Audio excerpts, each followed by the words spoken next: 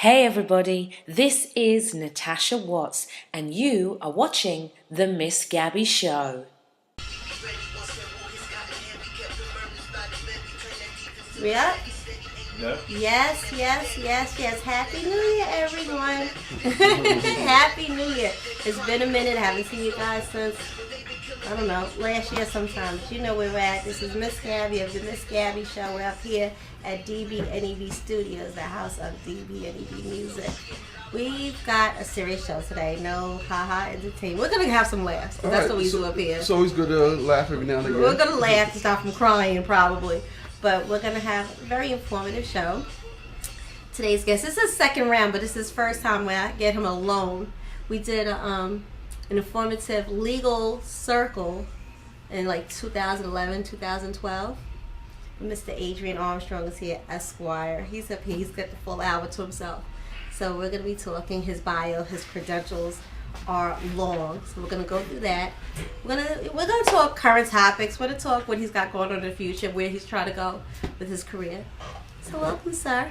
Thank you for having me. Definitely glad to discuss issues that are going on in the community, and look forward to having this dialogue. Yeah. It's serious. Well, let's start with you first, because you're from here. You're a hometown favorite. Bronx, born and raised. Evander Childs High School, right? That's you went right. to Evander, so he's from our neighborhood. Go Tigers. Go Evander Tigers. Shout out to all the Tigers that's watching. Hi, Lorraine. 'Cause I know you're probably up and running. So you're deep rooted in the community. So what goes on here is important to you. You keep grounded that way.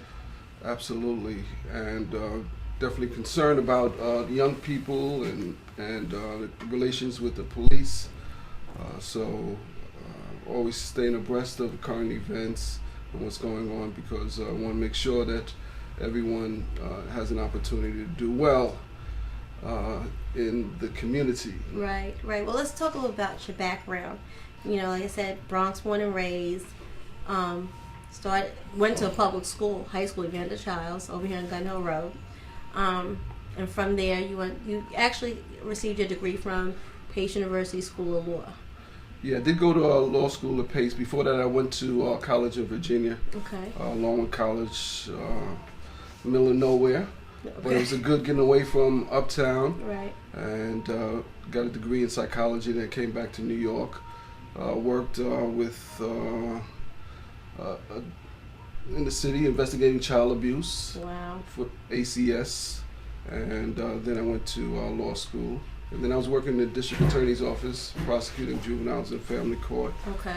And adults with sexual offenses. Wow, I didn't know that part. I know you were the principal legal clerk for a while, right? Yeah, currently that's what I've been doing for the last 22 years. Okay. Working with a judge in New York City.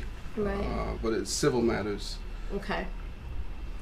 But you know, we do, interesting enough, since we're talking about we'll be talking about criminal justice. We do get cases with people suing because they believe police use excessive force, and the city every year pays hundreds of millions of dollars for these excessive force cases, and that's something that definitely need to discuss. Yeah, we're gonna talk about why that. some of these police officers continue to stay on the job and what needs to be done. Yeah, we're gonna head into that also, because a lot of people don't realize how often the city is sued and civilians win.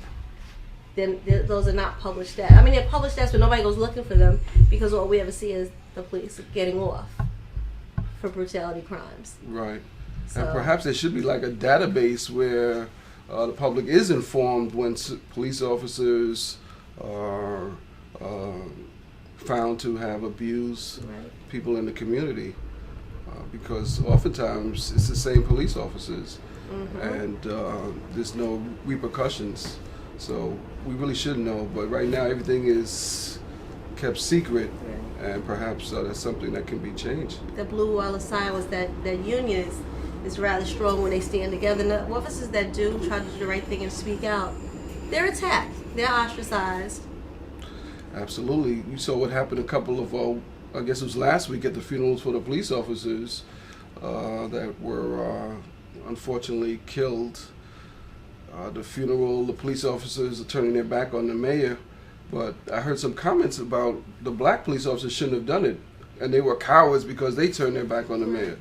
But the black police officers probably felt that if they didn't do it, they would have a difficult time working with their colleagues. So that's a double-edged sword, because I know as a union member you want to stick with your union members, but at the same time the other side of that is a lot of black officers when they're off duty, they're being attacked because they're not being recognized as officers. So you either turn your back and you stand with them, and then you put yourself or your own children in line of fire for being attacked by on-duty police officers, or you don't turn your back and then you're ostracized and attacked anyway. This is just like a no-win situation. yeah, it's a tough situation because a lot of us that grew up in the neighborhood and urban areas, it's not that we're anti-police, because we have friends, we have family members that are police officers, and we want them to be safe. So we're not anti-police. A lot of us are just anti-police brutality. Absolutely. So when there is those rotten police officers, rotten apples, so to speak, they have to be prosecuted just like anybody else. But it is tough being a black police officer, just like it was tough being a black prosecutor. People come up to me, why are you prosecuting minorities? Right.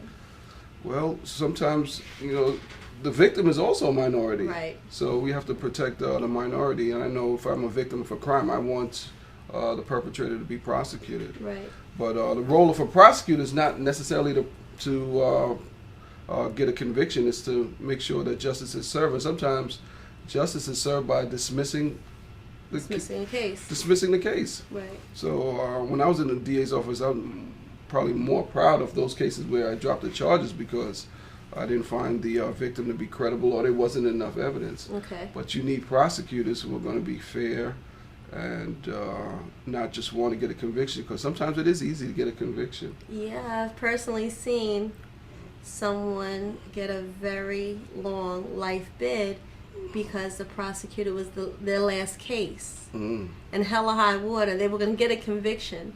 I mean, even as far as going down as coercing witnesses.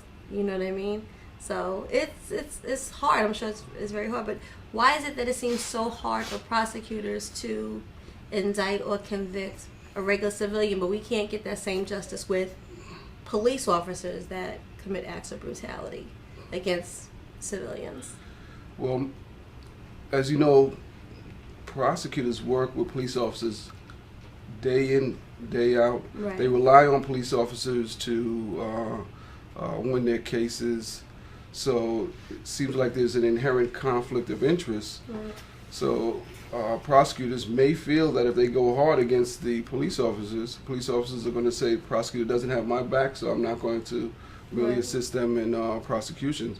It's the same way you saw the police officers accusing the mayor de Blasio of not having their back because I thought, honestly, said that, he tells his African-American son that he has to be cautious when he goes before or is confronted with the police.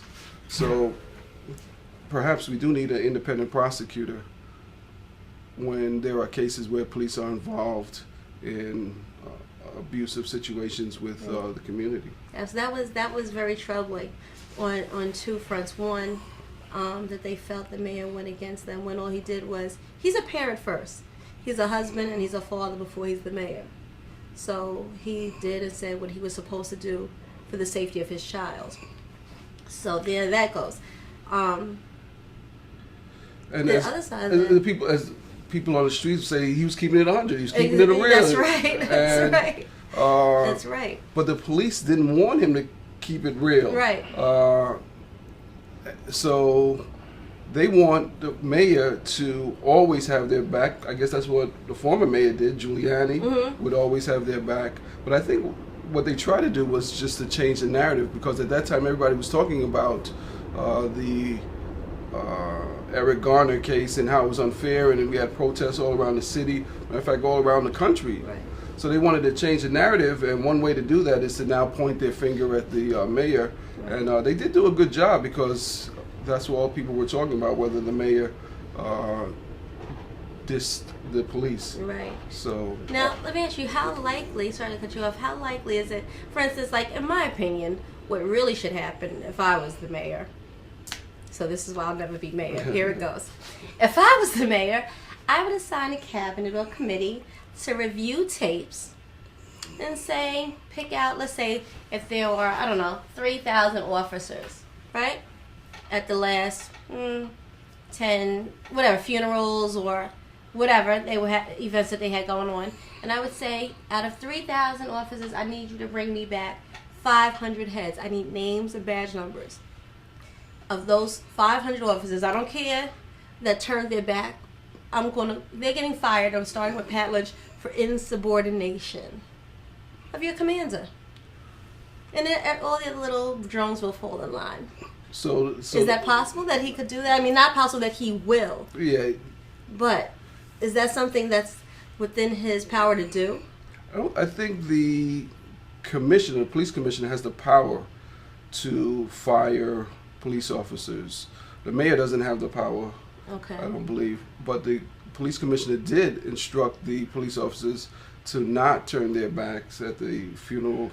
The family of the deceased police officers didn't want any politics to come into play. Yet the police officers did it anyway in defiance of the police commissioner. So the police commissioner, it's hard to fire a police officer.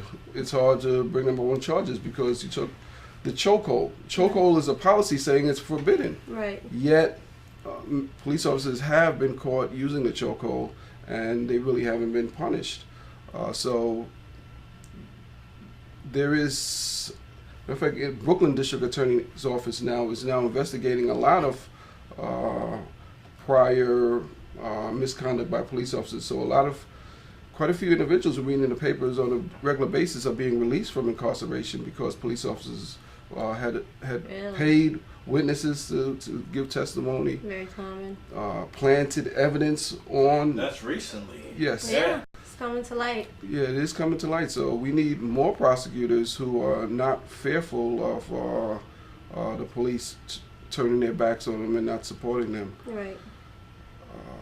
You're aware of the case in Brooklyn recently, a couple of months ago. A Kai Gurley was in the stairwell Yes. with his girlfriend, and police officer He was startled and shot him. Which is almost as like a far cry from the Eric Garner thing. That was that sounded like the action of a scared rookie. Right. You know, those kind of things happen. I surprisingly don't happen more often now because of scared rookies. You know. You know what I'm surprised about a lot, not to cut in on you, is that why does it take so long for the police officer to make statements? And if they caught a perpetrator doing something, they caught somebody robbed, like the guys that was the heroes that stopped the bank, the store robbery over there in Little Italy in the Bronx, just recently, that was hospitalized at St. Barnabas Hospital. These officers, they made speeches, they came out, they waved, let the public know that they're okay. They would come into as heroes. Right. But yet, in a situation where they have an objection towards them, they're not saying anything. It's like they hide behind the union. Right, and that's exactly what it is. I would think. They are taught that if they are involved in any police shooting, immediately contact their union representative, and do not, under any circumstances, make any statements. The officer who shot Mr. Gurley in the stairwell, before they even contacted paramedics, the officer was on his cell phone contacting the union representative. So that's what they are taught. And it seems like the police wait to find out what evidence is lodged against them before they will give any statements. And that's what happened in Ferguson. The officer really didn't make any statements or any comments, even though I think the law in Missouri is the police officer is supposed to make a statement within a certain period of time. Yeah. But they wait. They wait until all of the evidence is in, and then... Especially if there's going to be charges, right? Possible charges. Right. I think that's what most users, even with my union, if you're being called to the carpet, you don't make a statement to management until you sit with your union rep. This is a little bit different in the sense of you just shot someone, and that 3 minutes of you making this phone call is a matter of life and death. In the case like that, the first call should have been made to paramedics. Right. And then the call should have been made to your union. Listen, this was going on. Now, because in my opinion, because it wasn't, the calls weren't made in that order, that's ground for charges. For murder charges, you allowed someone to die.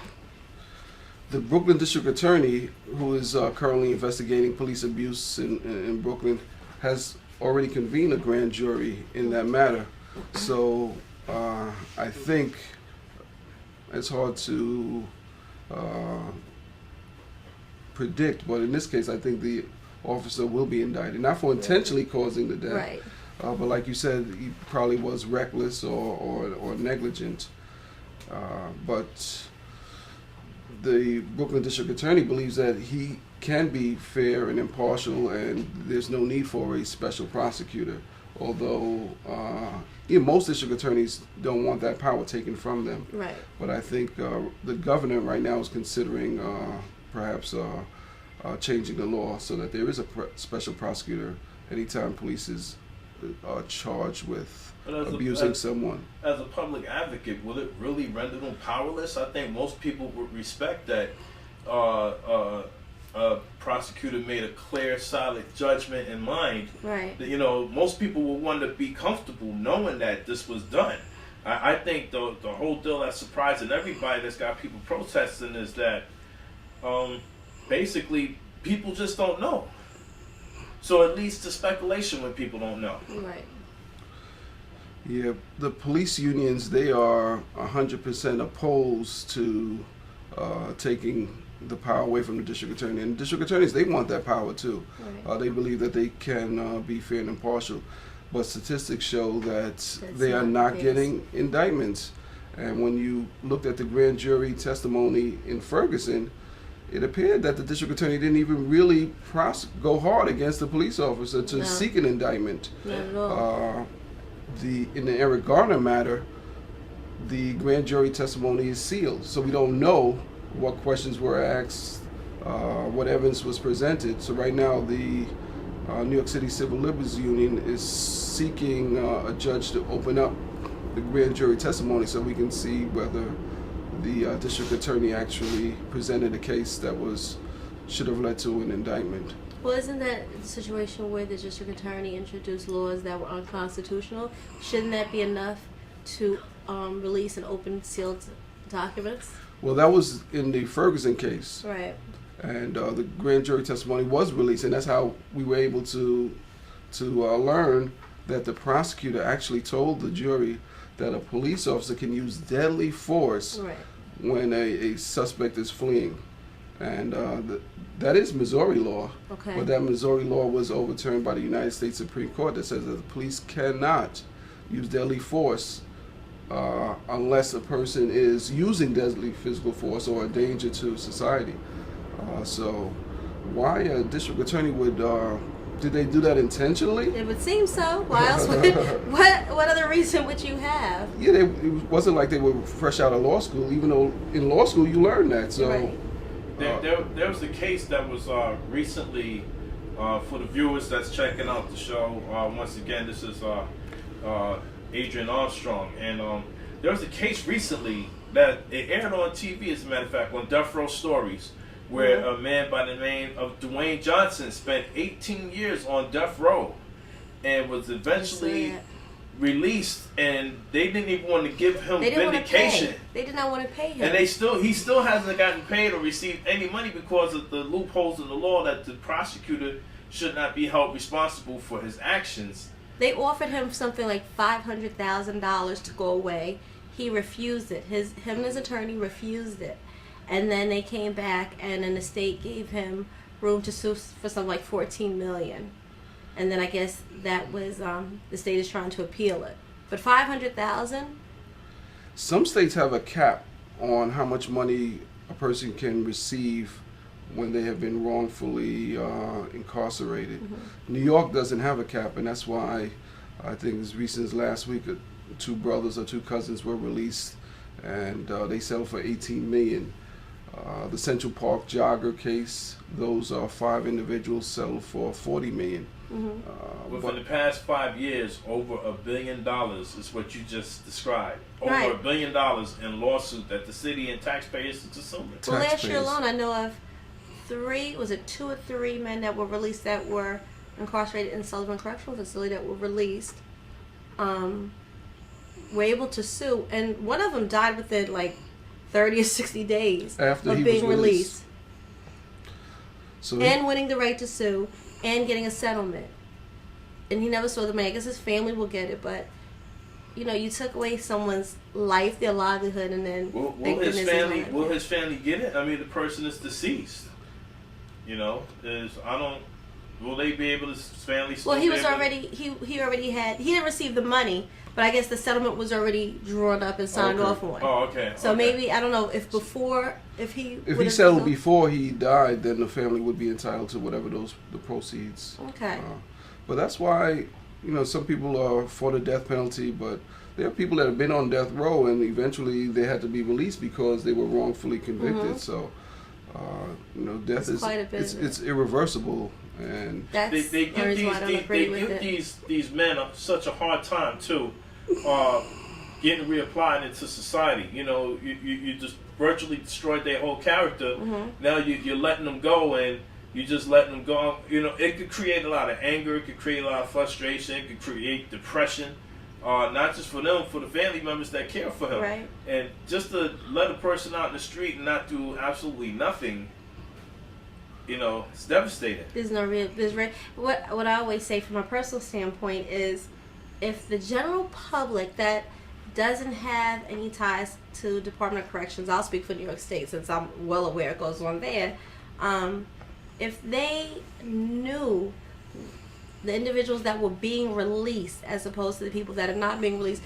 If you take 10 prisons that go before the parole board, when I tell you that, let's say there's 5 of them that have not gotten a GED, have not kicked drugs, have not been rehabilitated, don't have family ties, do you know the parole board, in my experience, has been more likely to release those 5 that I wouldn't want back in society, that really, even if they were allowed back, don't have much of a chance of making it here and wound up going right back to prison. It's almost like they know they're going to come back, so they continue to keep their meal ticket going.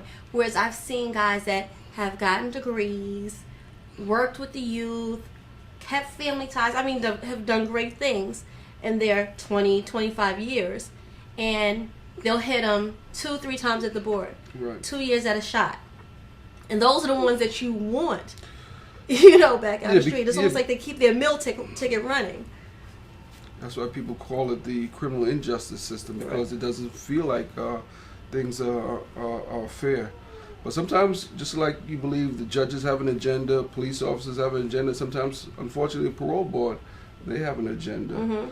And that's why, you know, crime is down, but they need bodies in the prisons. Because some of these prisons upstate, most of the people that live in those areas work in the prisons. So generations. Yeah. It's crazy. I say all the time, in upstate New York, if it were not for the prisons, a lot of those correctional officers would be shucking corn and tipping cows. Right. You know, there's nothing else to do up there. So you get your local job at the old General Motors plants when they were around, And, or they're not around anymore. No, Right. your last bet is to be a farmer or a correction officer, one and the same, I would say. And that's why a lot of them were opposed to the Rockefeller drug laws being stricken, because a lot of people were sent to prison for minor drug cases. Right. So some of the drugs, and no way on, you know, I personally say, you know, that it should be put into play. Our kids should be given a chance. But some of the drugs that they promoted now is something that the government has now decided to sell legally. Right. You know, and you have people who did massive time, or even just as having a possession now ruins their opportunity to get in law enforcement without scrutiny. You know, so you see a kid, he gets a job at the fire department, and he has this on his record. He's already kind of like being pre-looked at, you know, and now you're selling it legal. Right. You know, the Rockefeller laws is highly, Luckily you know, it was overturned. yeah, just right, you know. Well, what they're selling legally now is just marijuana. Right. Well, that's what I'm talking about when I say some of the things. It's just a matter of time. Before cocaine is legal. Right. Or anything that they feel can cure something. You know, then doctors will be allowed to write prescriptions for. It's just a matter of time. If the government can tax it and make $1 off, if the doctors can make $1 off of it, it's coming. It's on its way. Yeah, marijuana was just like they say, the gateway drug, a gateway to see what they can get away with. I'm sure. Now you were prosecuted for minors, for the youth. Yes. That had to be difficult, being from an urban neighborhood. Yeah, it was, and I saw a lot of the young kids that were getting in trouble. It reminded me of me when I was younger, and that's why. You straight. Not you, Adrian. Say they so. Most juveniles, though, when they get arrested, is because they're with other people. Right. Most juveniles are not getting arrested when they're by themselves. So, growing up in the urban areas, you associate with a lot of different people. Mm-hmm.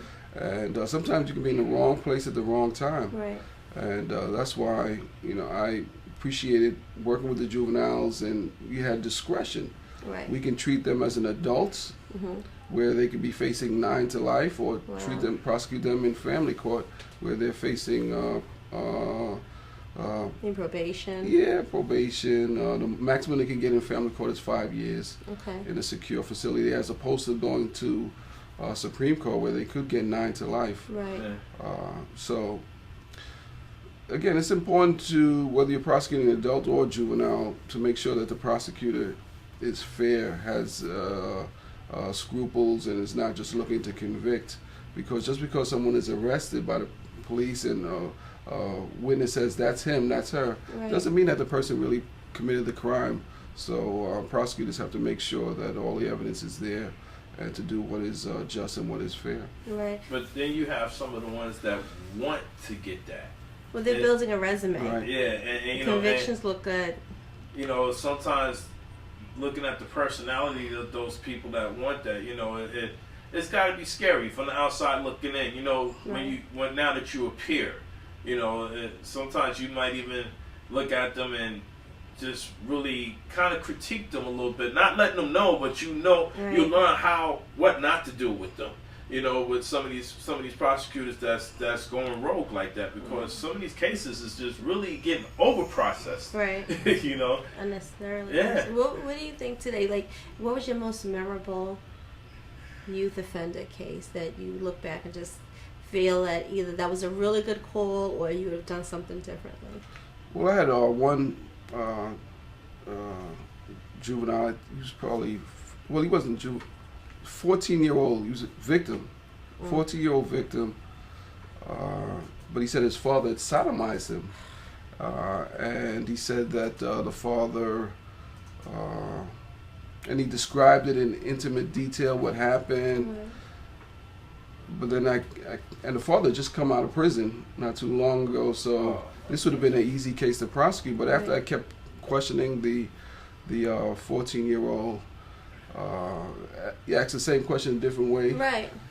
Eventually, he said he told the truth, that it really didn't happen, but he was mad at his father because his father wouldn't let him go do certain things with his friends. And when he went to the group home, that's how he got all the information about what actually happens. So had the charges dropped against the father. But I had several cases where teenage girls accused teenage boys of rape. Right. But then when I'm questioning the victim, the girl, again, eventually tells the truth that it was consensual. Right. Her parents found out. She got scared. She got pregnant. So the parents pushed it up. That's not uncommon, though. It's not uncommon. They just recently, dismissed all charges against a college fraternity for something. University of Virginia. Right. Yeah. That's a very touchy and horrible subject to play with, rape, because when you have actual victims, they get thrown under the ringer about their personal life because so many women and men have cried wolf. I think that's just one of those topics that should just not be played with. And yeah, this is a delicate situation because statistics show that almost 50% of women, by the time they're in college, they've been a victim of sexual abuse. And most women don't report it. Right. They don't report it because they believe that no one's going to believe them anyway. they're not going to believe them, or they're going to, people are going to say that, you know, the way they were dressed or that one night stand they had with some boy somewhere, that'll come, like the stories come up. Yeah, their past sexual activity will come out, and they don't want that. Right. But like you said, it's not something to really play around with, and that's why the big issue now with Bill Cosby, all these women coming out and accusing him of sexual offenses, I guess putting things in their drink. Right. And I guess... I'm waiting to see how that turns out. What do you think? What do you think? Well, you know, as a woman, do you think all these women are lying, trying to get paid, or? You know what? I will say this as a woman. I will say, as a fan of Bill Cosby, I would say I would hate to think a man that builds up that much of a legacy did not do something like that to these women. As a woman, I will not say that I think these women are lying at all. I won't say that. Because he had the power to do that. He was a very powerful man in the industry, very influential. Right. So I could see where young girls might want to get next to him and be brought in by his charm and his power, whether they think it's just going to be a one-night stand, whether they think they're in a relationship with him, and fall into that, you know, date, rape, drug, or getting drunk and... you know, maybe thinking he's an upstanding man. He's not going to do anything. Next thing you wake up, right, and you've gotten taken. You know what I mean? So I'm in the middle. Like, I'm in the middle of... You stay neutral. Yeah, I'm very neutral because, like I said, as a woman, I'm not going to say I think they're lying. I wasn't there. I don't know. Is it possible? Yes. Like you said, very, very influential. He was powerful in the industry, and these were girls that wanted to get into the industry. Right, right. So it's not just him. A lot of that went on then. A lot of that, I'm sure, probably still goes on now with men and women. But as a black woman, I'm hoping that I would like to hear that it didn't happen. You know, preserve your legacy. Right, right. I find it hard to believe that 10 women are lying at different stages. It's probably up to 20 now. Probably, right. And then some people say, well, why wait 20 years? Yeah. Well, I could see somebody waiting 20 years for fear of not being believed because of who he is. And their career, before it even gets started, could be... It's gone. Right, They're blacklisted. Yeah. That's kind of common in Hollywood, too. I remember watching a movie one time with Tom Cruise called Eyes Wide Shut, where they showed similar kind of sex rituals and stuff that goes on amongst elitist kind of people. So I'm not surprised to hear of Bill. I'm like you, and I kind of don't want to believe, but when you start hearing people telling certain details and descriptives, it's getting kind of like, you know, man. If it was about the money, you would think more women would have came out a long time ago in droves.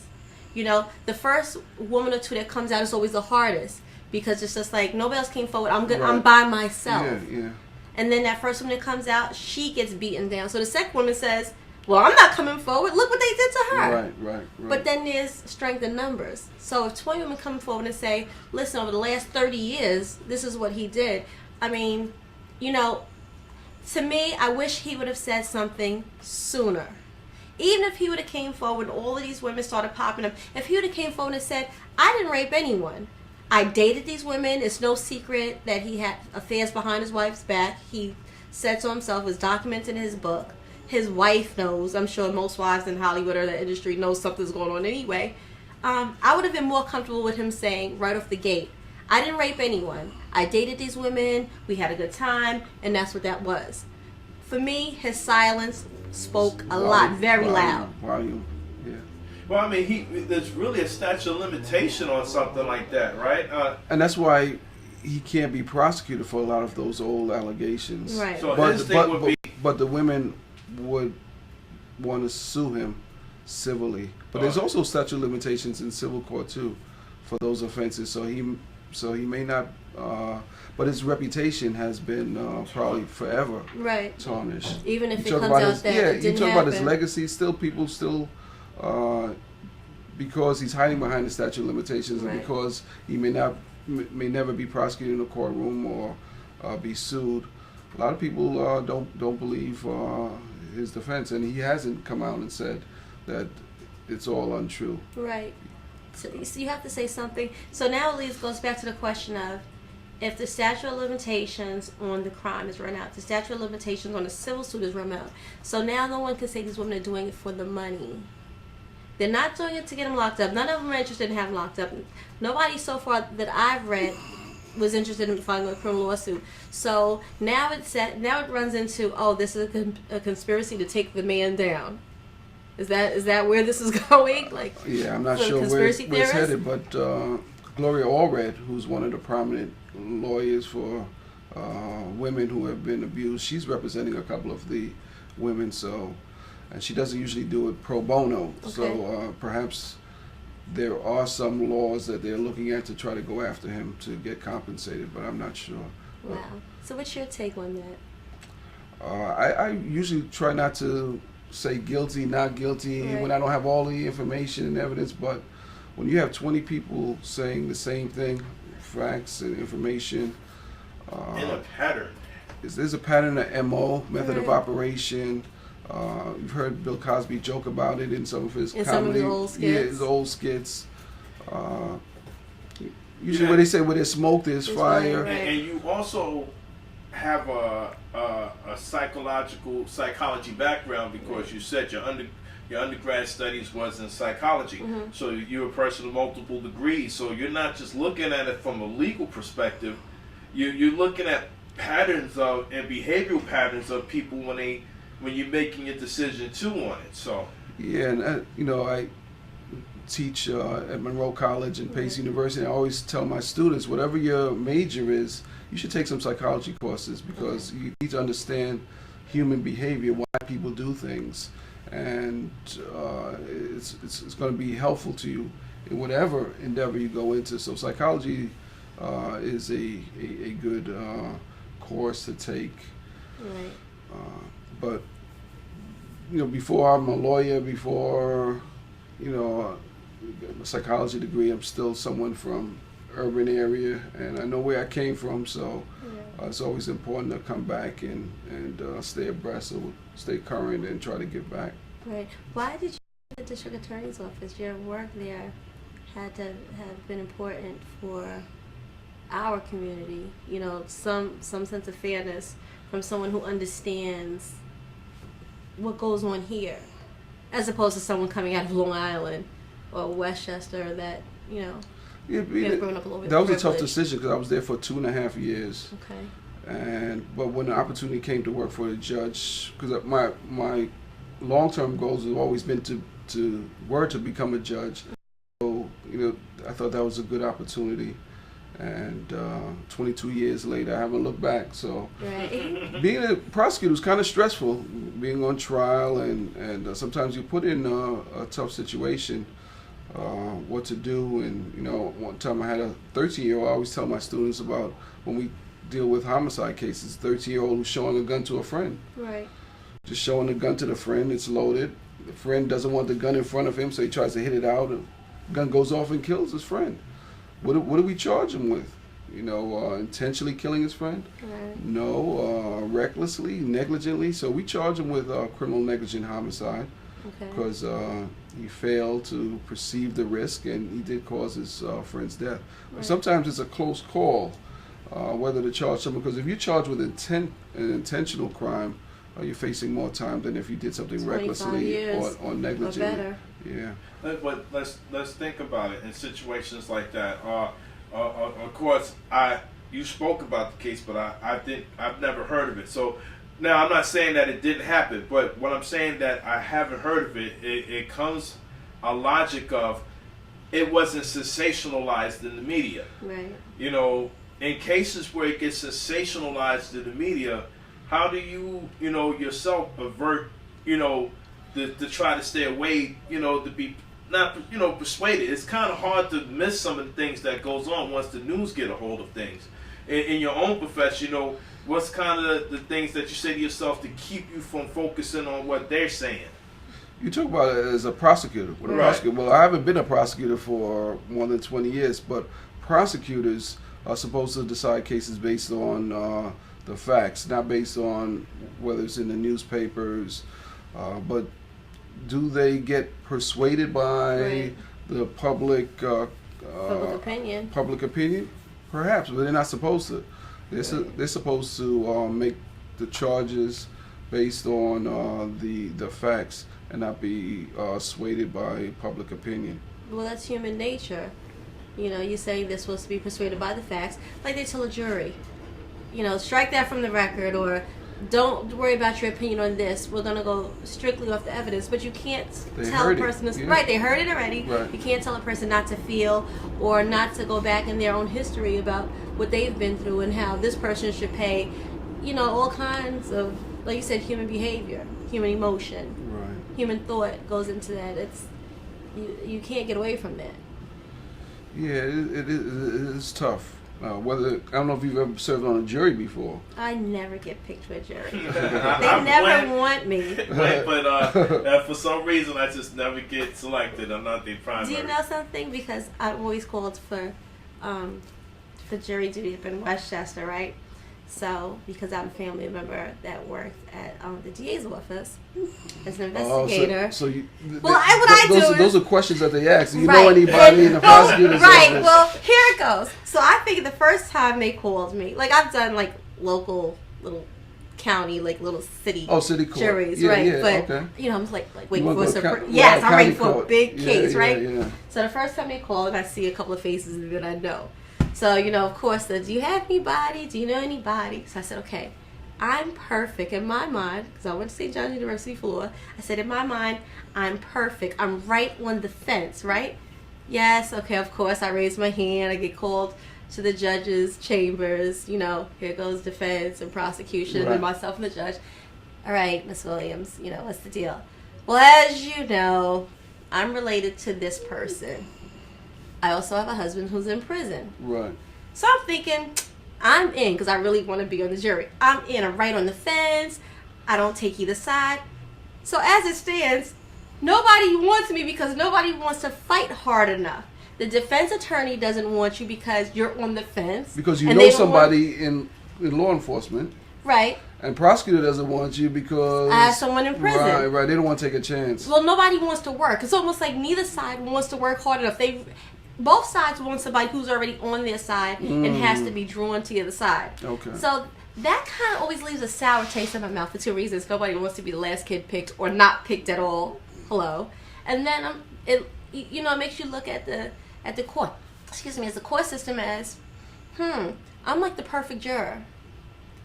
You know, that's that behind the scenes thought of nobody wants to work hard. Yeah. See, the prosecutor, like you said, the prosecutor, they're supposed to pick jurors that are going to be fair, not jurors who are going to be pro-prosecution or Right. who. But as long as you said that you can be fair, Right, yep. Always say I could be fair. I'm always trying to get picked for the team. Always. maybe you're trying a little too hard. Right. I don't know. Maybe. I'm serious. I told you in my head, I'm like, I'm perfect. Right. I'm on the fence. I'm looking at everything from this objective. I'm right here. Somebody's got to win me over. Nobody wants me. It's bad. But you don't know which side is not accepting you, because either side can use what's called a peremptory challenge. Say, I don't want this juror, Right. and they don't have to give a reason. But if a juror says that they can't be fair, Right. then the judge can automatically exclude you. Right. Because I think the defense will probably want you more than the prosecutor. Adrian, listen to me. Neither side wants me. I'm always convinced that one side is going to pick me because I'm on the fence. All right, so maybe we'll get you for a civil case then. Listen, I need something. I'm that gal that says, you know what, I want a big case. Like when I was still down here in the city, I wanted the John Gotti case. I wanted, like, if I'm going to put myself on the line, I want a big one, you know. Right. If it's going to be a civil case, it has to be something like multi-million-dollar lawsuits. Yeah, like I want to be the yeah. one that says this person deserves that. Right. You know, don't put me on this kid stole a pack of gum. And that's good, because a lot of people And we're don't. going to give him 6 months of probation. I'm not interested in Some that. people don't want to serve on jury duty. So when you have someone that wants to serve, Right. You know, they should really pick that person. would think As long as so. that person says they're going to be fair and impartial. I always answer They yes to the always fair say and it's an partial. experience when it goes the distance, you know? Right. I don't know. I just thought that was it's always odd to not be picked because I'm always in a position of saying it's me again. Yeah, you're raising your hand, Right. saying that you're related to somebody, but you're being truthful. Some Right. jurors are not truthful No. about who they know, and Mhm. so that's why they get picked. But you don't want to be in that position where you're not being truthful. Then at the end, Somebody it says, comes "Guess out. what? I know yeah, her. I've seen right, her right, around. yeah. I've seen her around the DA's office hanging out." Because you could be brought up on perjury charges. Yeah, I don't because you want no parts of swear that. to answer the questions truthfully. Yeah, I don't want any parts of that Yeah. part. I'm good. When a person, to bring us back on track, when a person does get arrested, you know, what's the first advice that you would give them? You know, Don't talk to the police. Wait to talk to a lawyer. Exactly. But a lot of people think they're so smooth and can talk their way out of it. anything that. They're talking Yeah, you ever watch the shows, First 48? Yes, I love that show. Guys, Law and Order. yeah, Law and Order. Yeah, they're in there in the police precinct and they're being interrogated, and I'm yelling at TV, telling them stop talking, stop talking, be quiet. They talk themselves right into a hole. Yeah, yeah. My favorite part is always the part where they fall for it, that when the cops come back in the room after sitting and drinking coffee for 10 minutes saying, "Listen, he told us you did it." Right. And then they're going, "Well, wait a minute, I didn't do it. They did it." Oh, man. Because police can deceive. Yes, lie. They can. and they Some do. lies are okay. Right. They can't give you an official document to show, oh, look, the NYPD, the results, the ballistic test shows that your fingerprints were on the gun. Can't do that. They can say that, yeah, we tested it and your fingerprints were on it. Right. And if you say, oh, all right, you got me, Right. but they can't show you an official document showing that the DNA matched. Right. Those types of lies are not permitted. But the police are good. You know, so any kind of lie that's what you would consider as tangible, right? Meaning that they can touch it. That's not something that they can use. But if it's just they can't create evidence, Okay. right? Physical documents. They can verbally lie. They can verbally paint the story for you. Right. Because if you're innocent of something and someone's just telling you something that's not true, if it's not true, you should know it's not true, and you're not going to admit to it. Right. But if they're showing you documents, evidence that shows that you're guilty, you're going down. Right. So people are like, all right, You got me. Yeah. That's. So that's not permitted. I wonder how much of that goes on aside from the coercing and the beating and the Well, the within number one stations. reason why people that have been released from incarceration were wrongfully imprisoned is because of misidentification. Okay. Someone came in the courtroom and said, "That's him, that's her," Right. but the second reason is false confessions. Mhm. There are people that actually confess the crimes that they didn't commit. And some people say, I would never do that. Some people say, I would never confess to a crime that I didn't commit. But people do it. There's You know, those people are not allowed to sue either. You can't sue the state. Like if you were forced, and even if you were forced to confess to a crime you didn't commit, and you're released from prison, right? You cannot sue the state. Because it's based on, well, it depends on the force. It's not talking about hitting them over the head. Right. You're Right. talking about just coercion and Right. You cannot sue the state. In some states probably. As far as I know, not Not New New York. York, okay. From what I've read, at least. You know, but that's probably not accurate because the Central 5 jogger case. Most of them said that, that's right, I most of them was did. there and I read I somewhere did that hold she could down not. I did hold down her Right. leg, but I didn't rape That her. was right. I was there. And That was everybody trying to get less time. right, and- because the police are telling them, just tell us you were Right. there and it'd I be had okay. leg, but I didn't touch her. Right, Was Trying to right. get 3 the years. favor different because they were minors? That's the reason why? You know? Maybe that is an issue because police are not supposed to talk to or interrogate minors without the parent being Right. present. That's Wow. interesting how that case turned out. Yeah, that's horrible because But again, that was the type of case where there was prosecutorial misconduct. Prosecutors had certain evidence, and there's a case, Brady versus Maryland, that says prosecutors must turn over any evidence of the defense Right. that could show that the defendant is not guilty. And sometimes prosecutors who are unscrupulous, who just want a conviction, they'll see there's evidence where there's a witness that said that someone else did it. They won't tell the defendant that. Right. And when that comes out after someone's been found guilty, it automatically gets reversed on It's appeal. called Brady material. Brady material, right. That's Horrible. interesting. That's very interesting. Wait, I had a viewer question that was a little off topic. I had a viewer question that I was told to ask, and hopefully you have to answer this. What is the difference between trespass and tort? We needed labels. Trespass and what? And tort. Torque? Yeah, was that correct? I don't. Tort, maybe. Tort, maybe. Okay, maybe tort. Well, tort is just a civil wrong. So that's when you're suing someone, and there are different types of torts. Okay. Trespass is one of them. But trespass, you can be prosecuted for the crime. Okay. You go on someone else's property without a permission. But that's a crime, whereas a tort, you're just suing the person for compensation for whatever wrongdoing. So there are various types of torts, Okay. like assault and battery. Okay. You could sue someone for assaulting you, but that person could also be prosecuted. So, but when you sue them, that's considered you're suing them as a tort, as opposed to when the police are arresting you for the charge of assault. Gotcha. Plenty of trespassing cases in New York City housing, as a matter of fact, which is a New York City occupied building. So how does trespassing works? Of course, for a while in public housing, what they was doing was just stopping people and demanding their IDs, and if they didn't have that, then they face some kind of article action, I guess you would call it, an article.